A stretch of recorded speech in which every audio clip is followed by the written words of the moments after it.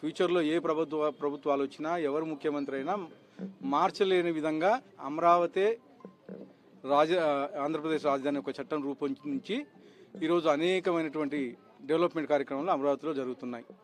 2029 కల్లా అమరావతిని కంప్లీట్ చేసి ప్రపంచంలోనే అమరావతి నంబర్ 1 సిటీగా చేయాలని మా ముఖ్యమంత్రి గారి ఆకాంక్ష. అలాగే పోలవరం 2019కి దాదాపు 70% కంప్లీట్ అయింది.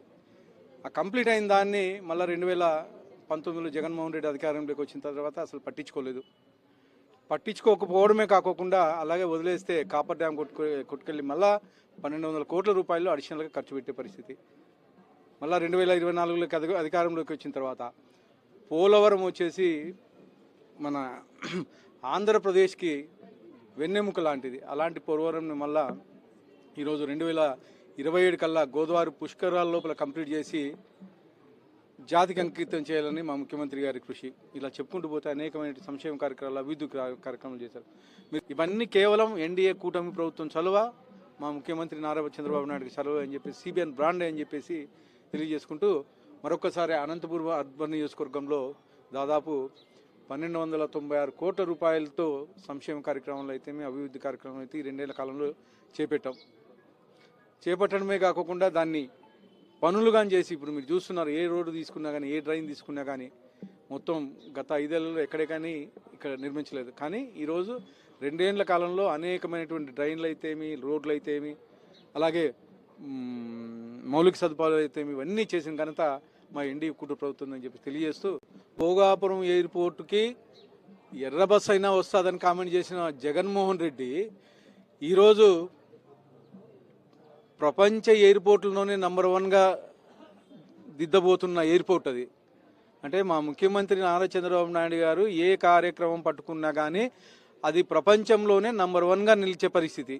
మీరు చూసారు, ఇప్పుడు విశాఖపట్నంలో గూగుల్ సంస్థ తీసుకొచ్చారు, 150,000 కోట్ల పెట్టుబడులు. ప్రపంచం మొత్తం విశాఖపట్నం వైపు చూసే విధంగా ఈరోజు గూగుల్ పెట్టుబడులు పెడతా ఉంది. క్రెడిట్ షోర్ అనేవాడు జగన్మోహన్ రెడ్డి. ఓపెనింగ్ జరుగుతున్నాయా, దాని వెనకాల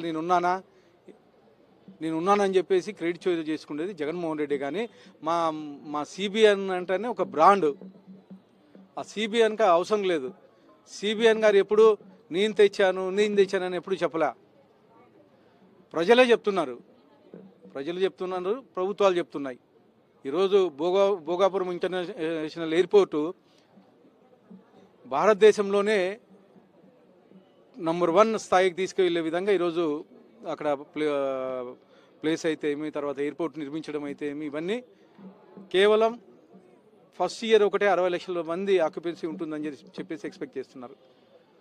వచ్చే కాలంలో సంవత్సరానికి 4 కోట్ల మందికి పైగా, అంటే మన స్టేట్ జనాభా ఎంత అయితే ఉందో అంతమంది అక్కడ ట్రావెల్ చేస్తారని చెప్పేసి ఈరోజు మా ముఖ్యమంత్రి వర్యులు గర్వంగా ప్రారంభిస్తున్నారు. ఈరోజు గౌరవ ప్రధానమంత్రి గారి చేతుల మీదుగా ఈరోజు మా Bhogapuram international airport, Alluri Sitaramaraju airport ప్రారంభోత్సవం సందర్భంగా మా అనంతపురం అర్బన్ నియోజకవర్గ ప్రజల తరఫున కృతజ్ఞత